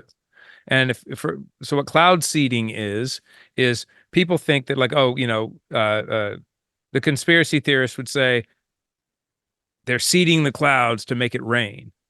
And what are they putting in the clouds when they seed the clouds, right? And this was I think 80s and 90s and all was thrown around as this huge conspiracy theory about cloud seeding. Well, come to find out, they seed clouds to rain, which means they have, not unlike this chemtrail thing, they have planes that have nozzles that come off of the back of them. So a lot of this chemtrail stuff could be cloud seeding. Yeah, like I'm willing Correct. to Yeah. posit that, right? Yeah. But in order to make it rain, they'll find a viable cloud, a cloud that has formed naturally, that it's going to have water droplets in it, like a cumulus cloud or something fluffy, With right? moisture. Yep. Yeah. Uh, and then they'll fly a plane through it, and they will spray particulates into that cloud, usually ice particulates. Particulates, yes, that's right. That's the word. Small particulates that then the moisture in the cloud starts to bond with those, and they become so big that they become water droplets, and it rains.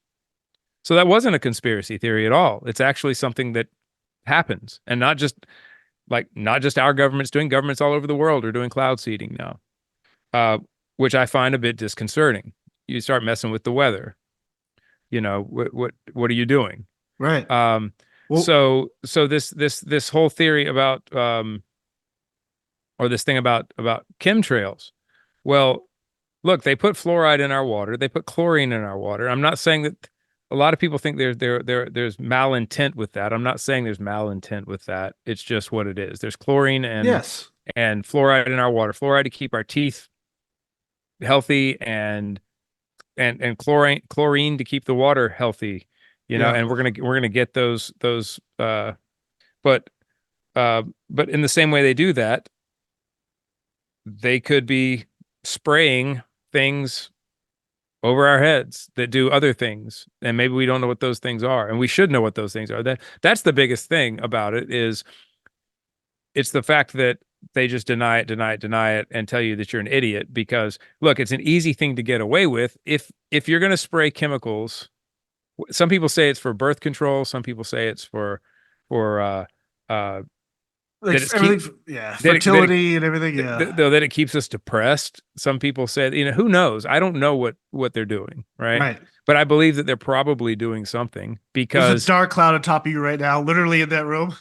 well, the interesting thing is, so it's an easy thing yeah, it's an easy thing to disguise because if planes get up to a certain altitude, they have vapor trails that happen, right? When Correct. the when the when the when the jet exhaust comes out of the back of the airplane, it turns into ice crystals, and that's what you normally see is these lines behind airplanes. But what's interesting is people taking pictures and videos of planes that only have two engines, and there are four or six trails coming out of the back of them. Well, what is that? And then you have people who are coming out now saying, yeah, I flew those planes that do that. Not saying what it is. Now it could be cloud seeding, right? It could be that thing Correct. again that I talked about. And what the people will start noticing is in flyover parts of the country where you're in a part of the country where the planes really should only be going east to west, right?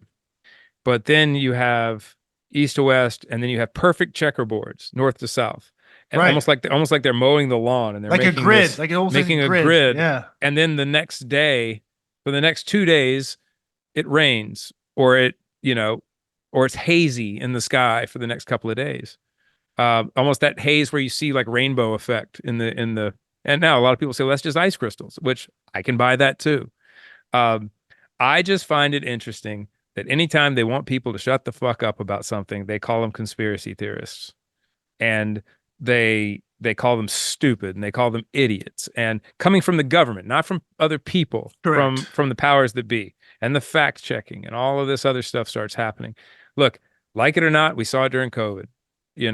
The thing about ivermectin during COVID, Yep. we just got demonetized, by the way, because I'm talking about this. Sorry. I'm into it. Um, but because isn't that something? If you talk about this stuff, they demonetize your Yeah. channel or they demonetize your video because you're Yeah. Yeah. talking about this. Like, again, because they don't want you fucking talking about it. Uh, Well, I talked to this but guy because I go. Remember a couple episodes ago we were talking about Bill Gates protecting the atmosphere with yeah, chemicals, and so I brought this yeah, up to the guy. He goes, "John, if they're willingly letting this guy go out there and propagate and say, oh, you do all this stuff, you don't think they could be secretly doing stuff to actually destroy the planet?" And he's like, the yeah. fact that it's okay for him to say he's going to help the planet by doing something to the atmosphere with chemicals, you don't think they could? And so it got me. It's actually super Well, interesting. look, man. This is the obvious statement of the year right here. They can't make any money if everything's just okay. If everything's fine. Oh, yeah. If Correct. everything's fine, if there's no climate emergency, if Yep. there's no war emergency, if there's no pandemic emergency, if everybody is okay and everything's fine, and uh, then they can't. There's no crisis for them to make money off of. And look, I'm not going to say the climate isn't changing, and I'm not going to say that we are. Look, the way I've always viewed it is this: no one should be out there trying to destroy the planet. No one should be out there Correct. polluting, dumping.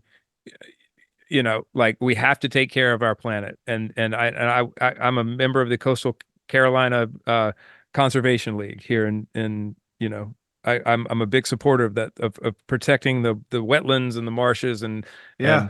but if you don't think that this climate emergency that we're told we're under right now is some way to make it is a way to have control and to make money. When they tell you that, look, the only way to solve weather is to send us more money in taxes. The only way to solve the climate is to give us more money so we can do something about it. Yeah. That's what their solution is. That's not a solution. That's just it's a tax. It's a way to get more money. Um, I find it interesting that everyone wants to talk about the rising sea levels now. Like, oh my God, we've got 10 years. We've got 10 years. 10 years. And where I sit, Charleston, South Carolina will be underwater. By the way, Yeah. Charleston sits 6 feet below sea level anyway, right? There's a seawall there, in downtown Charleston. And oh my man, we have got 10 years and it's all going to be underwater. I've lived on this water my entire life. The tides don't get any higher. They don't get any lower. It's just always the same. I live at the ocean, Right. you know. We're not about to drown. It's not going to happen. In fact, play this at my funeral.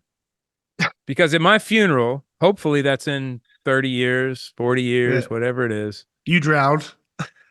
After I've drowned,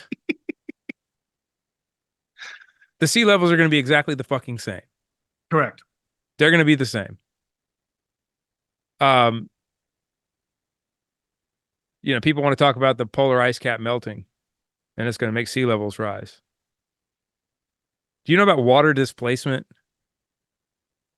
That water's already in the fucking water. That's what. Yeah. It's just ice. Correct. So even if it does melt, which I don't think it is, I think it's actually gained in the past couple of years. It's not going to add any water to anything. Correct. So I don't know. It's just I find it maddening that like that now plastics in the ocean. Yeah, let's fucking do something about this. Yeah. You know, uh, uh, uh, um, uh, pumping toxic chemicals into the Yes. air. Oil leaks, spills. Oil, Yeah. yes, All the face masks that are now in the water, not paper straws. right. Like these are things where that really matter, right? Where we could really make a difference. But they're gonna go, no, no, no, over here. There's like And by the way, the media, as soon as COVID was over with, there were producers from CNN on film saying, okay, now that we're done with pandemic, and this is, by the way, this is before pandemic's even over with, right? Yeah. They still have death rates up on the screen.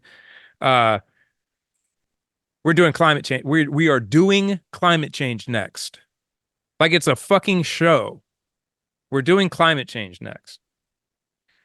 So look, I'll get off of that box, that soapbox. And by the way, yes, I do believe the Earth is warming. I was talking to Kelly about this last night. I said, yeah, when I was a kid, it seems like the winters were, we had a little more ice or something down here. Now we have, a month and a half of winter. But statistically, we are still coming out of an ice age. Like the Earth is still warming, like because of the last ice age we came out of. And there are also a couple of interesting papers out there that you can find. At least I think you're still allowed to find them. that peer-reviewed papers. Not this is people want to talk about follow the science. This is science. Yeah. Where they're discovering that the rise in CO2 levels in the atmosphere, which by the way, our atmosphere is still only 0.04% of what is it? It's of 1% or something. 1%. Is yeah. Like Of yeah. Yeah, of 1% is look that up. It's not a lot. We don't it's not like people would say that CO2 levels rising, their atmosphere is 5% CO2 or something. It's nowhere near that. But they're finding that the rise that is happening of CO2 levels occurs after heating. 0.04%. 0.04%. There we go. That's what it is. So it's up 50% since the start of the Industrial Revolution. Okay. Right. And so they're finding that these papers, there are two or three of them out there. Yep. That their findings are that the CO2 levels rise after the heating, not what we're being told, where CO2 levels rise, thus the heating happens, the warming happens because of the CO2. The CO2 happens because of the warming. It's the opposite. And I try to read papers like that when I can and try to understand them as best I can because I do want to be informed. And I did read one of those papers, but there are multiple. So that's interesting, right? Yeah, maybe we do maybe have a CO2 rise that is happening, but it's very possible, at least according to these scientists who did these studies, that the CO2 levels are rising because of the warming, not the other way around. And so look, I just it's just been something that's been through time. It's really easy to control a miserable populace. It's not easy to control a happy populace of people. And so, you know, the Well, yeah. governments around the world are way more, they have way more power if they keep us miserable. And so this goes back to, oh, sorry, I know I've been long-winded and I like it. uh but um calling someone a conspiracy theorist for believing in chemtrails, um when the government's shouting that stuff at you, or they are shouting you down about ivermectin because it's a horse dewormer. Well, yeah, it is a horse dewormer, but it's also won a Nobel Prize for its use in human beings prior to our pandemic, right? It's not dangerous, as we were told, right? But what did they do when people wanted to take ivermectin to try to, You're as an crazy. as an antiviral, you were a conspiracy theorist, you were a science denier, you were all these things, these terms, and these if you don't like what somebody's saying, shame them into compliance. And so that's what happens with, like, so that, look, man, when the flat earth thing first popped up, I went, that's ridiculous, but let me see what these people are saying, I'm into it. I right? want to know. Yeah, for sure. And so I'm interested, even though I don't agree with them. Yeah. And look, some of the points that they put forth are compelling, right? You're like, oh, yeah, you're right. That is sort of interesting. Why doesn't the water fly off of a sphere that's spinning at Right. at 1,000 miles an hour? You know, gravity is a very weak force. We don't think about it that way, but gravity is actually a weak force. It's something. It's a force that we can physically overcome, which isn't, you know, which isn't, you know, always the case. So gravity can be overcome, and we watch it happen. If you spin a tennis ball around and you wet a tennis ball and you spin it really fast on the end of a rope, the water's going to fly off of it. Well, Right. why is the water not flying off of the earth? I don't know. Do I think the earth is flat? No. But that's a compelling argument. I'm not going to shame someone for No, thinking no, not at all. for thinking differently, because throughout time that hasn't, historically, in a lot of cases, that hasn't worked out well. There was a time when and it made total sense to think about this, that the earth was the center of the universe because we watched everything else move around where we were.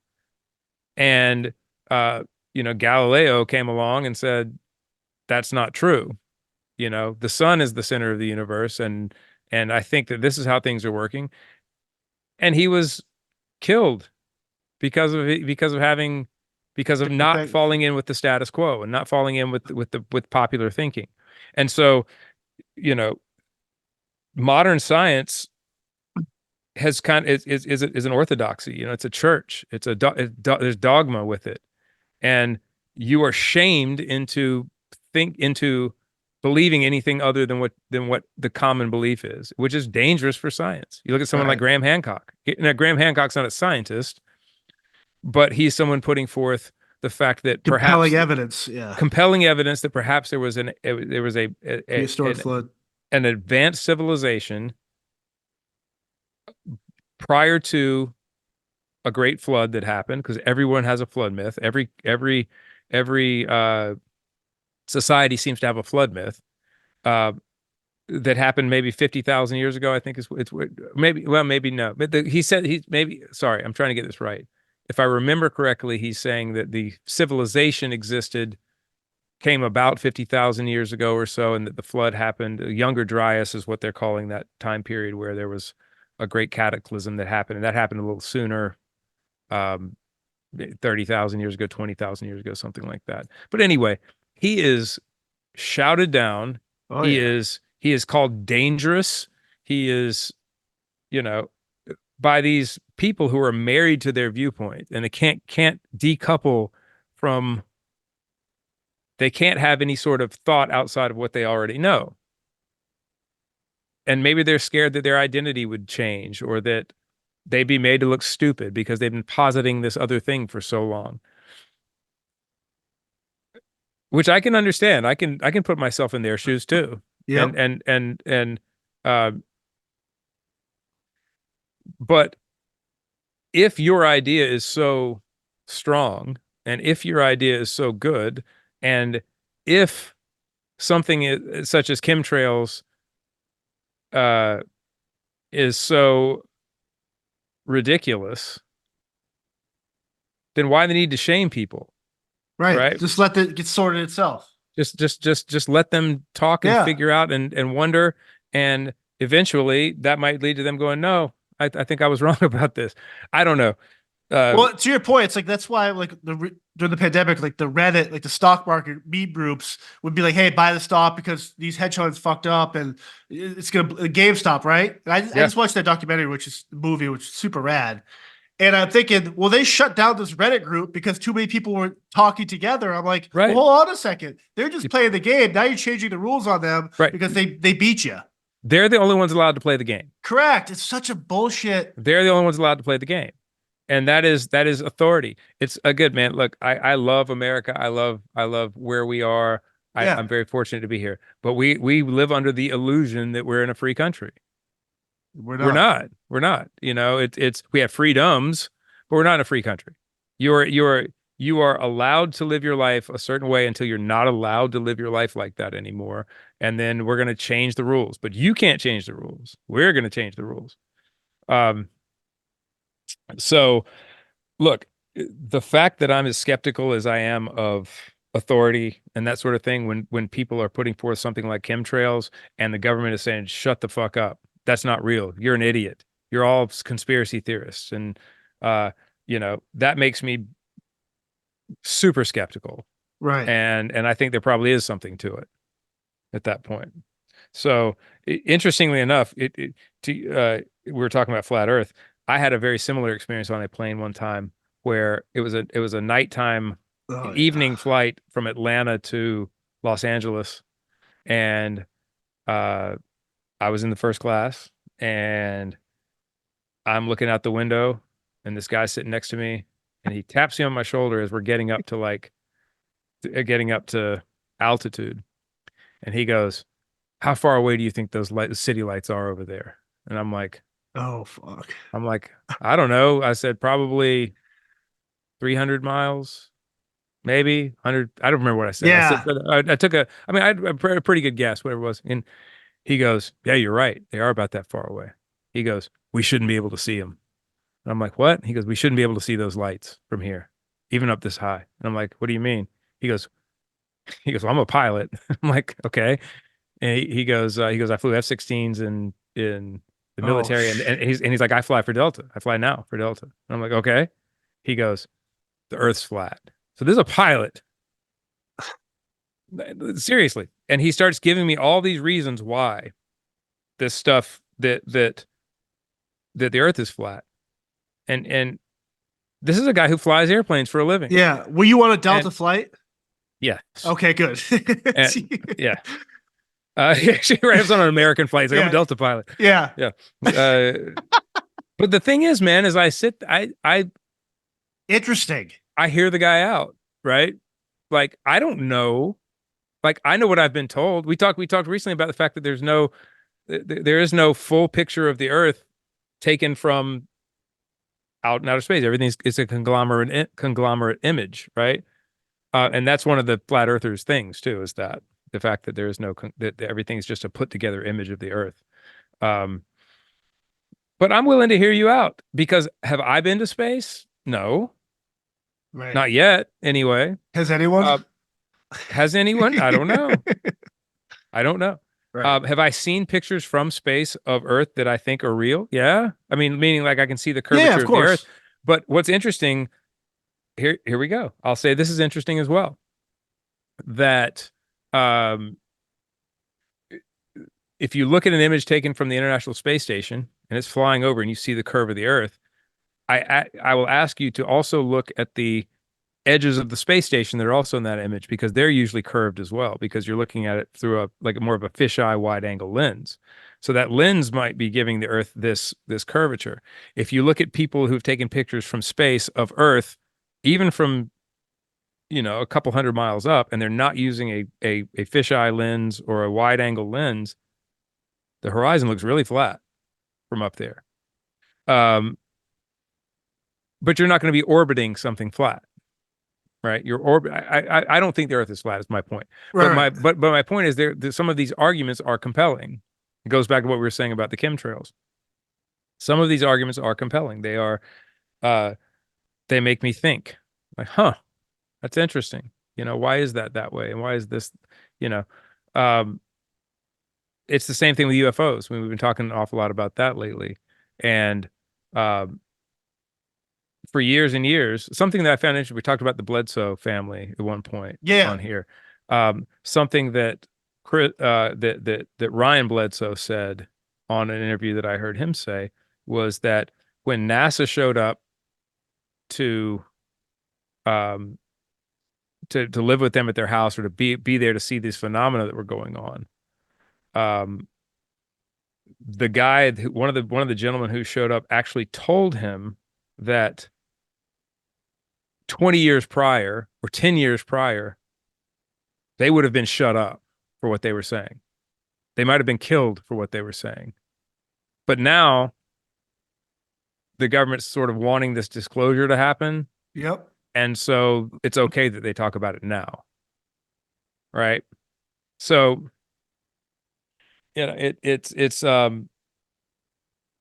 it's just wild to me that these agencies will shame, kill, whatever to keep the secrets they want kept secret. Right. And shaming being the least of them. So if they're only shaming people about chemtrails, I imagine that it probably has some military value or something like that. Same way they shame people about UFOs. They made it to look, if you go back to the 50s, people Yeah. were writing about UFOs in the paper, like journalists, Like it was TMZ. Like, oh, this right. guy goes Oh to yeah. dinner. Yeah. There was an event that happened in the 50s where the UFOs showed up over the White House for 2 nights in a row.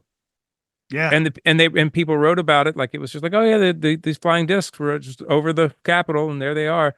But then you fast forward to the intelligence agencies taking hold. Eisenhower instated like the NSA and the CIA and all of these Yeah. Covert groups. right. And Eisenhower's really the first president who's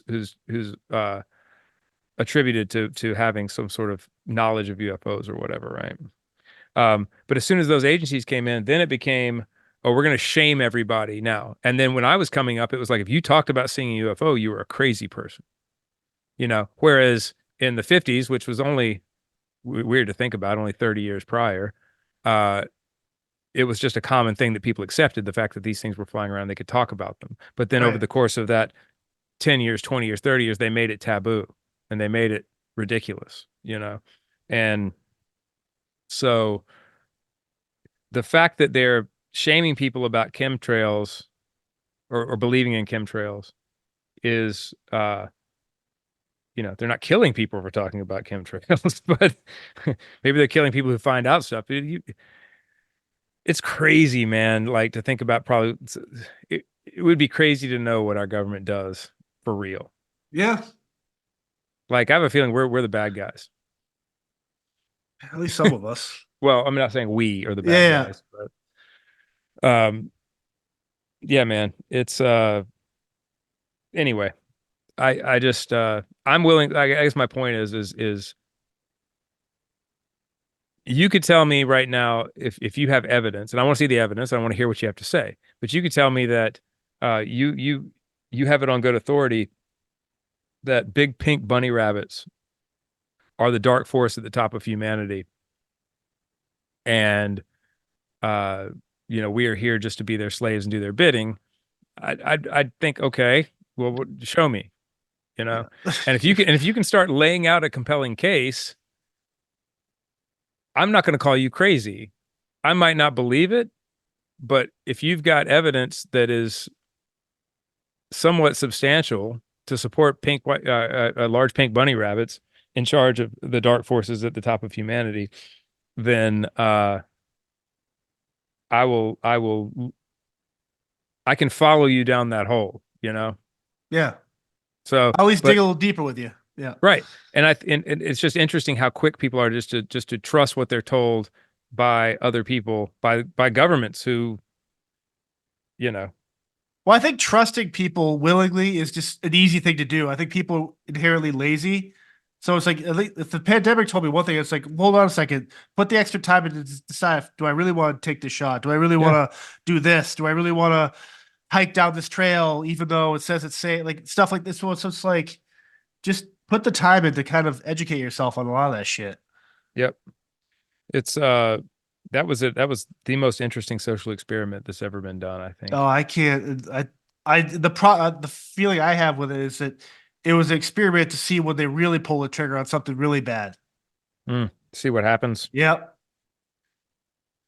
Yeah, man. I wish I didn't think that I wish I didn't think that there were forces that were capable of that sort of thing, of Yeah. really doing something evil to the populace. Well, look Or how easy it was, though. That's what like, we just oh, let it happen. well, again, but the people were shamed into it. Hey, Correct.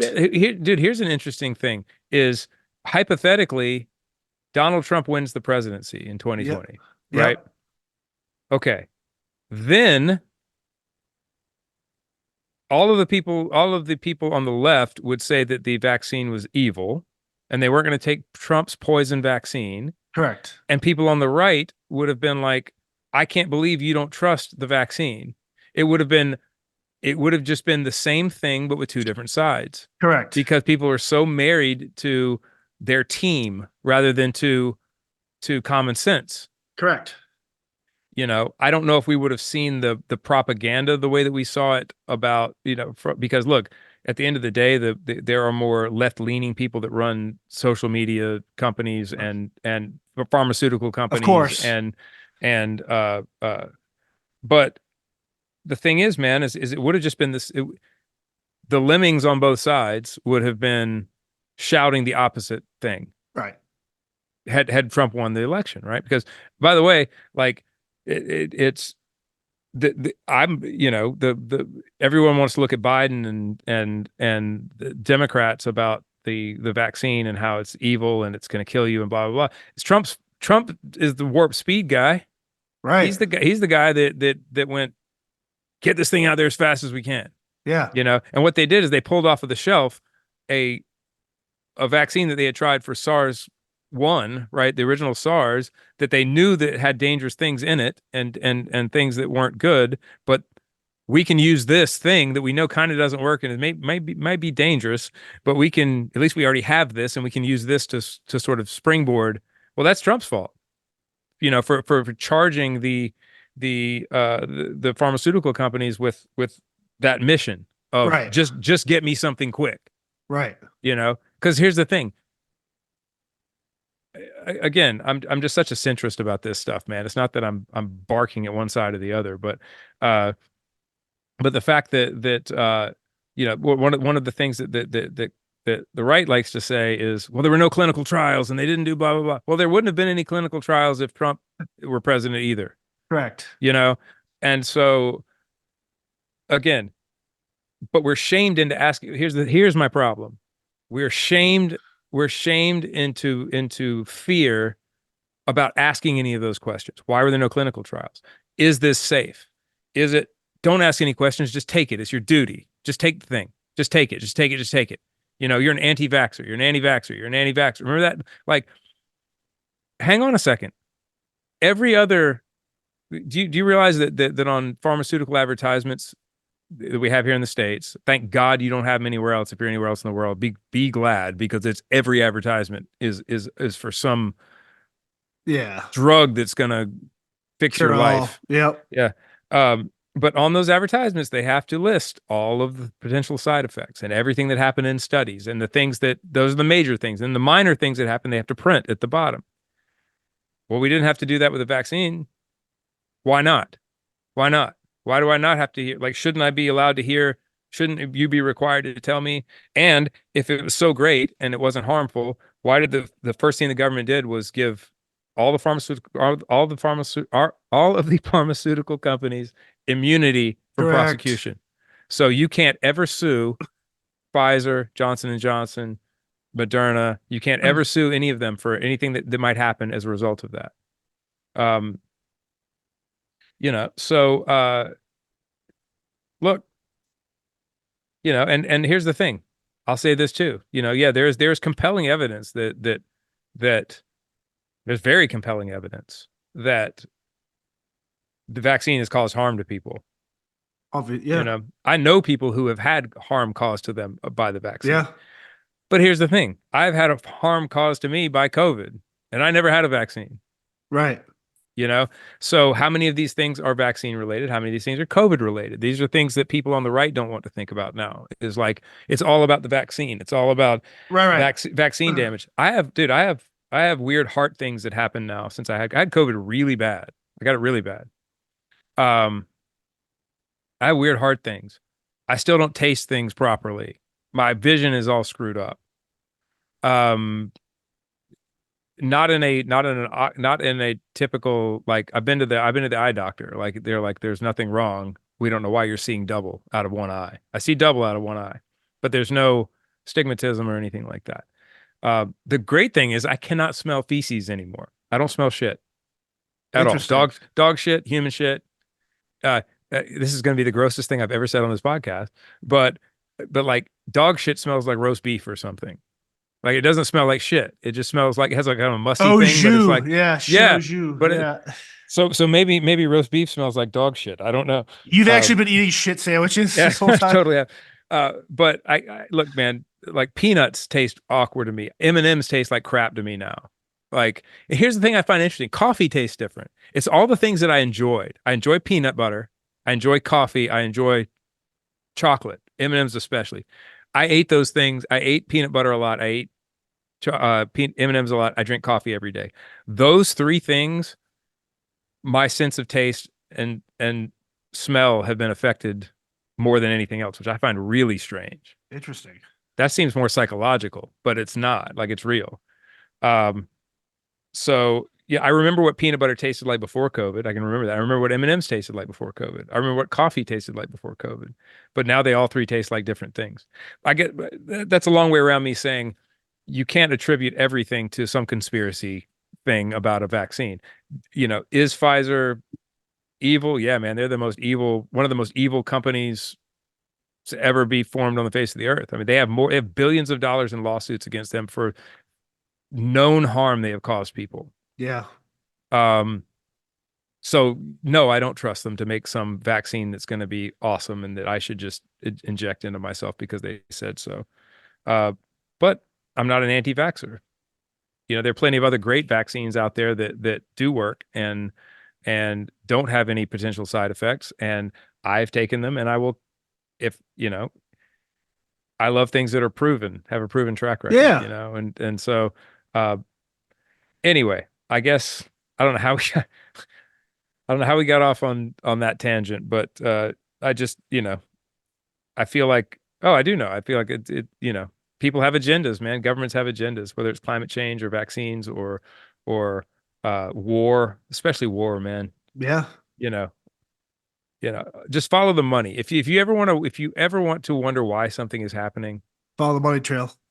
with anything, usually it's money, and uh, so there we go.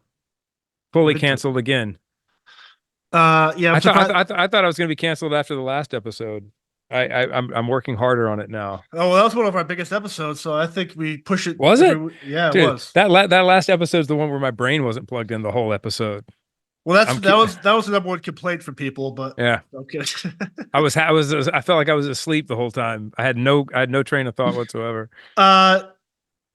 Before we end this is almost 2 hours now. This is one of our longest ones. A complaint I had. This could take us forever, like a gripe. I rewatched parts of The Mandalorian, the Star Yes. Wars TV show. Yep. And I've been trying to like figure out, like, I want to like Moff Gideon as a character. I love the actor, but I realized It's Moff Gideon with an F, not a Moff. TH. He's not a moth. He's a moth. I thought he was MOF, Moth. He Grand Moff Tarkin, Moff Gideon. I think I want to like him as a character, but I have maybe it's a gripe, and you could answer this. Why do all the characters, the main bad guys, or like the people that are always around, why are they always dressed in the same type of armor and like stuff like Darth Vader? Is it because people resonate with the idea of Darth Vader and they're all connected? And then Yeah, they why can't. are all the bad guys black yet the stormtroopers are all white? Interesting. Why aren't they like? I just went down a rabbit hole just trying to figure out. I want to like Moff, Yeah. but I'm Well, like, so Star Wars was the bad guys in Star Wars, and it's been used again after that. I'm actually using it a bit in my story that I'm writing. Uh, the the Empire, when George was writing the story, was he just he basically just used the Nazis like a as his placeholder. muse, Yeah, right?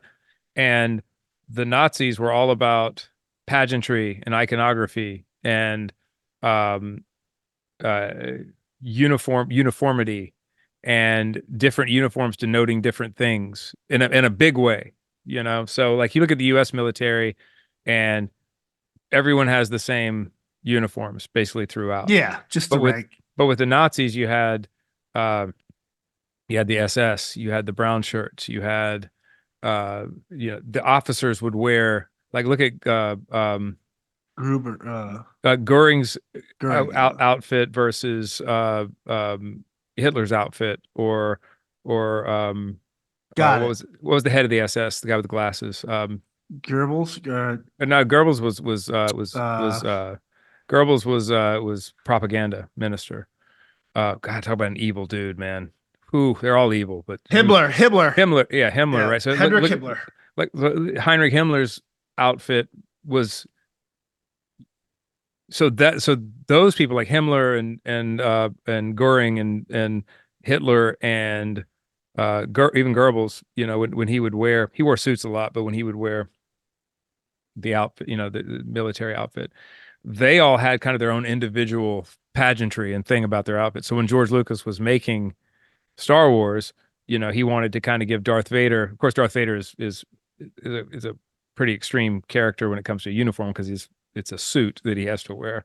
Um, but then, you know, some of the officers wear white outfits, and some of them wear gray outfits, and some of them wear black outfits, and it's that pageantry of Nazism that he was using for the to denote this evil empire that Yeah, is taken over.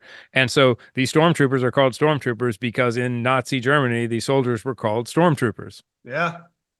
Um, That makes sense. so, uh, but you look at, I don't know why. I don't know why the stormtroopers are just, you know, but I guess the, you know, the, if you're in a stormtrooper outfit, you are the lowest of the low, right?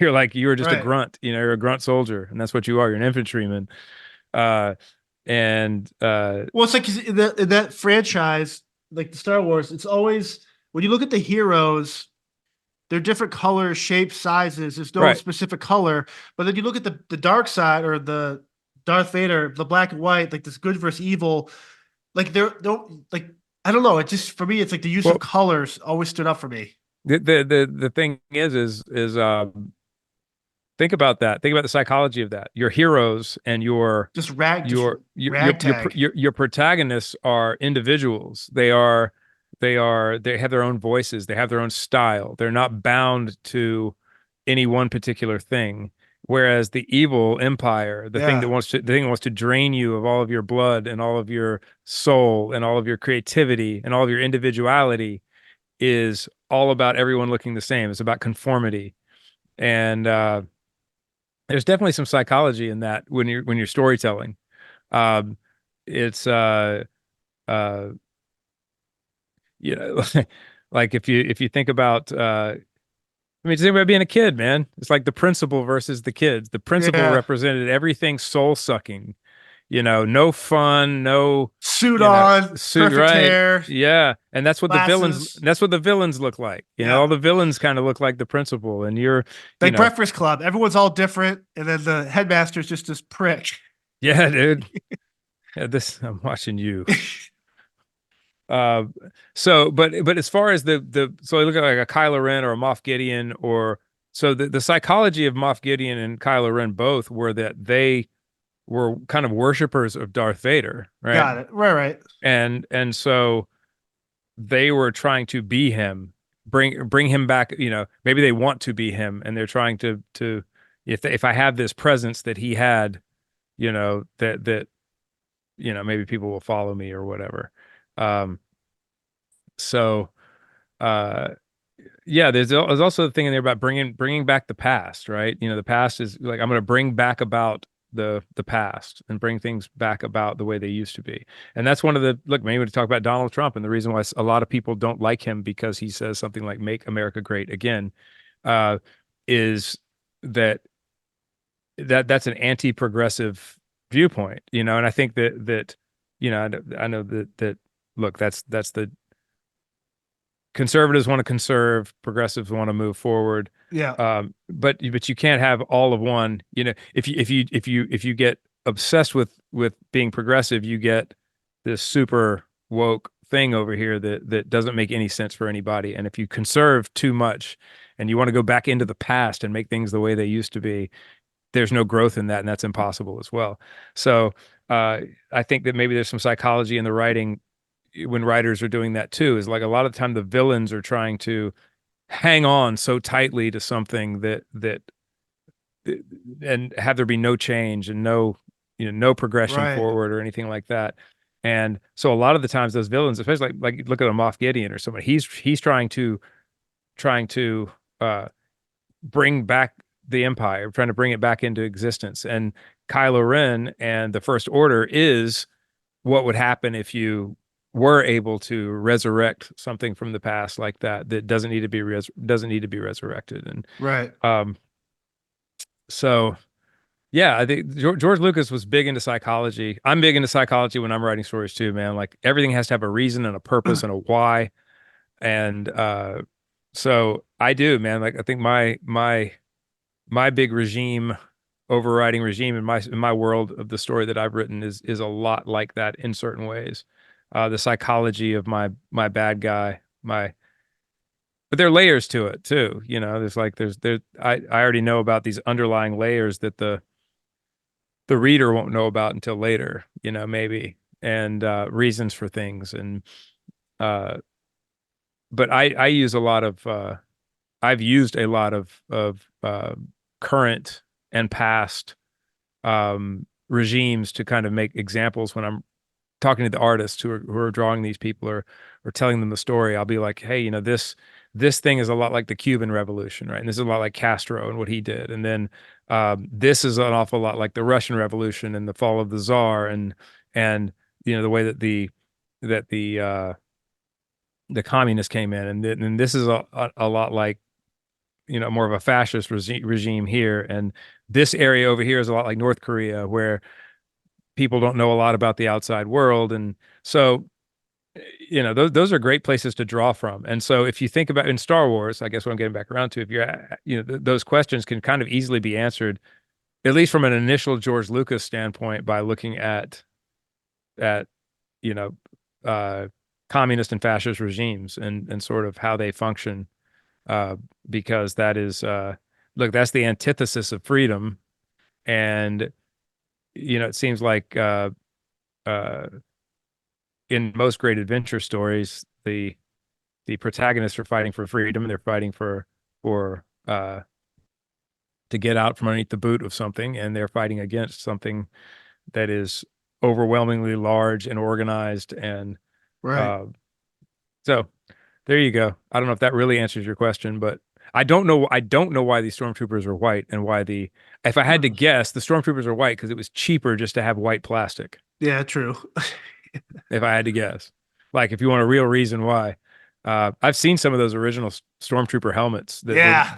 that were made for A New Hope, and they are janky up close, man. Like R2-D2, the original R2-D2, I've seen that. It is janky. It's made out of wood.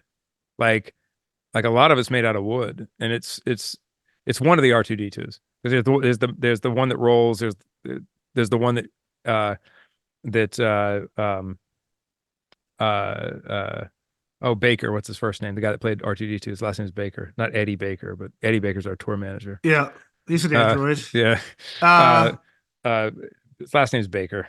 Anyway, but there was yeah. the one R2-D2 where he would get inside and move around, um, and but I've seen a lot of those Kenny props. Baker. Kenny Baker. Kenny Baker, yeah. Yep. A lot of those people oh sorry, a lot of those props are very prop like when you see them close up.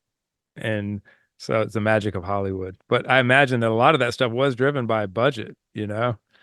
Like, I mean, Boba Fett was originally a white outfit, just like a stormtrooper. Like there's a video of the guy in the first Boba Fett outfit outside of